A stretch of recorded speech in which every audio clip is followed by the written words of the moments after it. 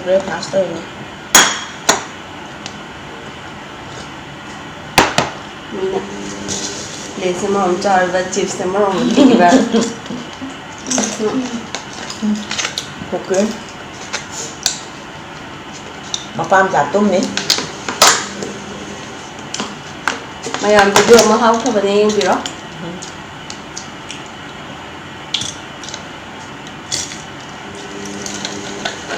Mana di dia halak tengah dia. Juga mushroom thongdage mantum nih ya.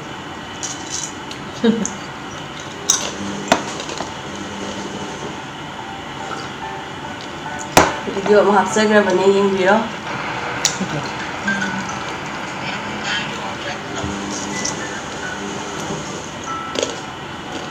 Rồi mushroom thong bagi proses maya mà ulak cái. Video mahal apa? 11 views ya orang. Didi चला video edit tau lagi nggak? Hả? Didi चला video edit tau Lấy lagi. đi kêu lagi cái nồi xem. Banana chip sẽ ăn hào em mina. Chỉ được phần kêu làm mà chán á.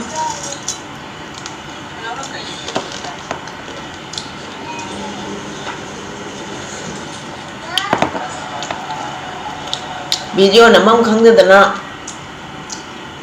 Cái đây nó bắt sẽ là number. Mình bỏ đi on bỏ. Cái nó nằm chân vậy mà nghiêng video. Mà thay cái video tadi mini sinh juta.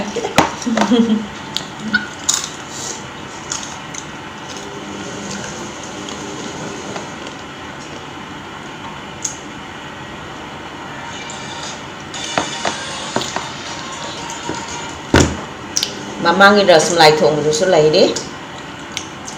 Udah ya. Wala. Sao wala ke. Mà thật tadi mà prang yang cả khalam mane do khoi anh jing thok re. Dang sing do ra ka ri ai chu. Asa pot ching no. Ya tra. Loiraga mushroom thong ba rom da mai wan chala se. Si mushroom si nai na uji thong ka doi se box masa ni ji smai to lo re e. Chamba se amam tang oina chame uji sadan dhar ka thara age uji. Nahan hek lerak pa numitu da thong amadi machu se ngoro ngawgadam ne ba kwa. Ado hingjang se mathang program lai gi dana ba kwa. Ado thong ba ngam hodre. Ado ngasidi soidra thong age. Ado na mayam yemina si. Sem ba hojara age maning je khara khara lok thok. Na khara chawe. Chung kaya thok sige. Ahum thok age. Na je patang chawe. Ya malo sa nuai te ta kwa. Maning je khara soi tak ke.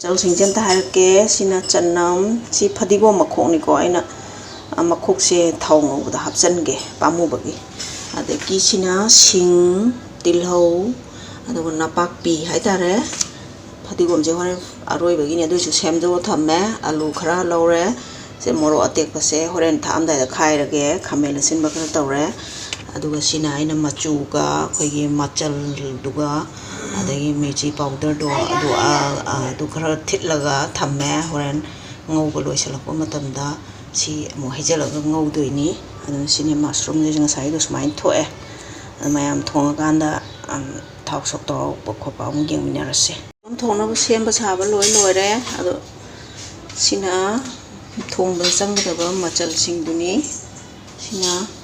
sina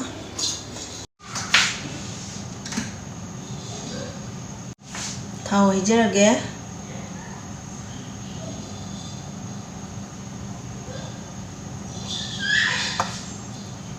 sidang hairage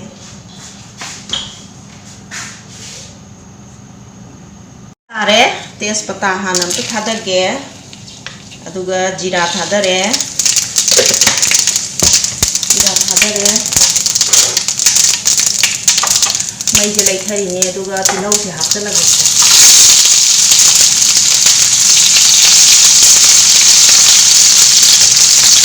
ꯖꯤꯔꯥꯁꯤꯗꯤ ꯀꯥꯗ꯭ꯔꯕ ꯃꯇꯥꯏ ꯊꯣꯛ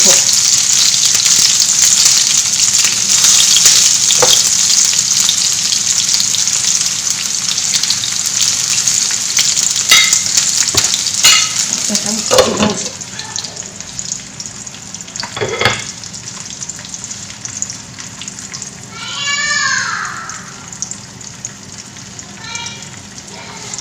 ꯄꯠꯊꯍꯟꯕ ꯑꯣꯏꯅꯀꯣ ꯃꯈꯨꯝꯁꯦ ꯉꯥꯛꯇꯪ ꯈꯨꯝꯖꯤꯟꯒꯦ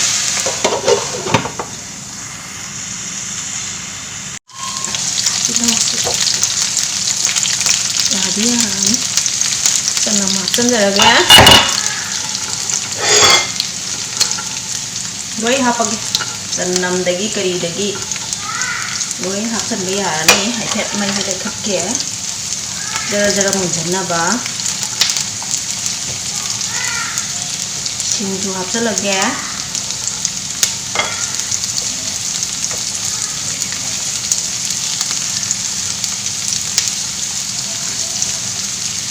ꯐꯗꯤꯒꯣꯝ ꯃꯈꯣꯛꯁꯦ ꯑꯩꯅꯅꯦꯀꯣ ꯊꯥꯛꯄꯗꯗꯤ ꯅꯨꯡꯉꯥꯏꯇꯦꯗꯅ ꯆꯥꯕ ꯃꯇꯝꯗ ꯁꯤ ꯁꯨꯃꯥꯏꯅ ꯉꯧꯕꯗ ꯍꯥꯞꯆꯤꯟꯒꯦ ꯇꯧꯅꯤ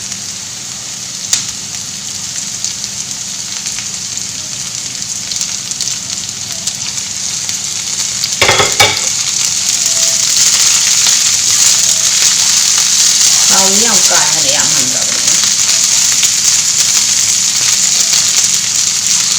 ꯃꯨꯟꯁꯤꯜꯂꯛꯑꯦ ꯃꯄꯥꯛꯁꯤꯁꯨ ꯍꯥꯞꯆꯤꯟꯒꯦ ꯍꯣꯔꯦꯟ ꯆꯥꯛꯁꯤꯁꯦ ꯍꯣꯔꯦꯟ ꯀꯩꯅꯣ ꯇꯧꯕꯒꯤ ꯑꯩꯈꯣꯏꯒꯤ ꯃꯆꯨ ꯊꯤꯠꯄꯗ ꯈꯤꯇꯪ ꯍꯥꯞꯆꯤꯟꯒꯦ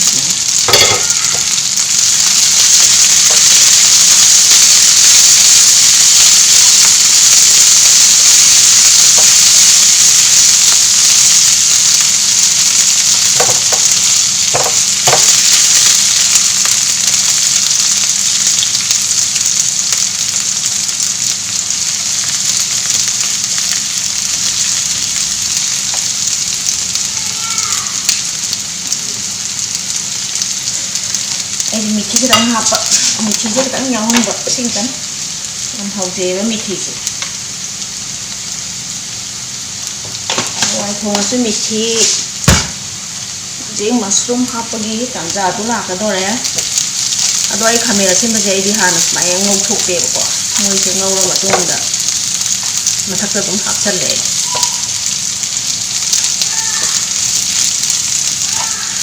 ꯃꯁꯔꯨꯝ ꯍꯥꯞꯆꯜꯂꯒꯦ mèo.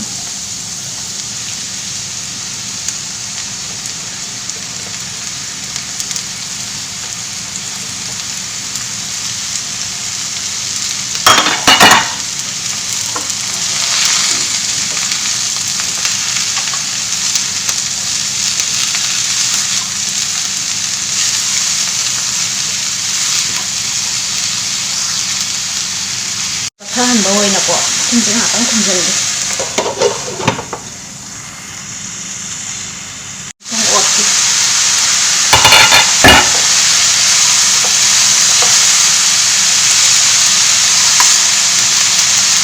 khamen khumje hapchalo yang chamna thongdoi nga ga thao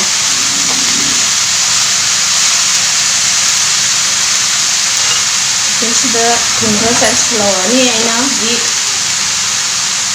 kare mehi la ko ni thungga katang awal pa yang happen so kana be khara happen si pura pathare si mehi kang se na ro ge aduga machu athipado mo hapna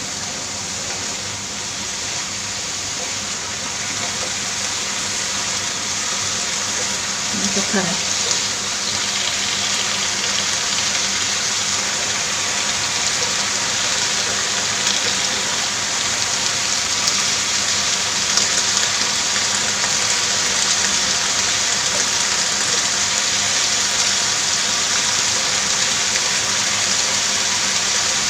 ini je thora sang ma ho mun ho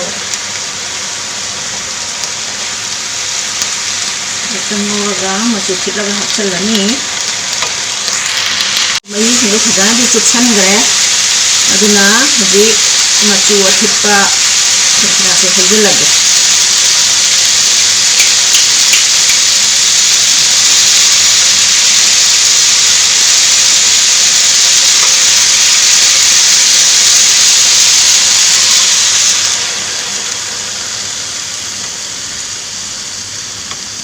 कन्ना हाखुई इसिंग मही लुमथोगदि ले थम्मे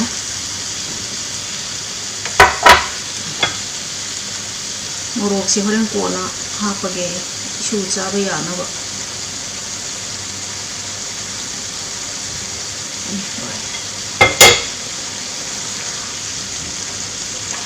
कायम हापते nga nung pren hapitabiने मादि nga थाक्तो से मसा दम हाउजरदबा pot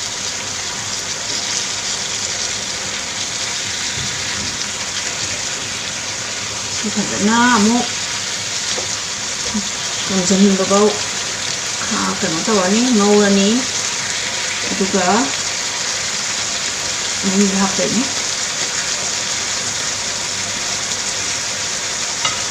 नातम खुंजनगे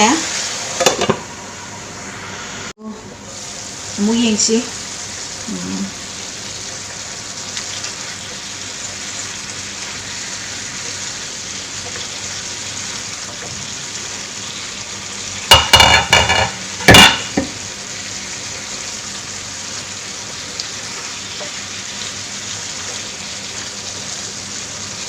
kita may dapat ke gara-gara kok sana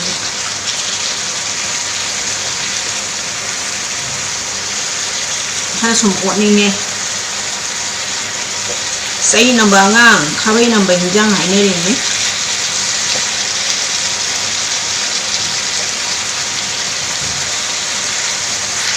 देखी फिबम से ले रे मोते को गई गालोय हपतन गरे अगना लोय छलनी हुजी हिंजांग से मैम फरीगोम चाय छलगा दुम लोय छंबे यारे सिरी मशरूम चम चम न थोंबगी मशरूम एक्शन न खर लाव फरीगोम चाय छलगी ने स्माइल लोय छल्ले ताबली चला रोय मैम हिंजांग दि स्वाइ रसु सी लोय छंजरगे मैम स्माइल ओइरे चीनी मैम मशरूम थोंग लोरे अदो मथंगी वीडियो दम थेंगनरसे मैम हाउनी हाउरे अदो कमेंट मचा अमम तौबिरमो अदो ma'am ngasi di kainarase bye bye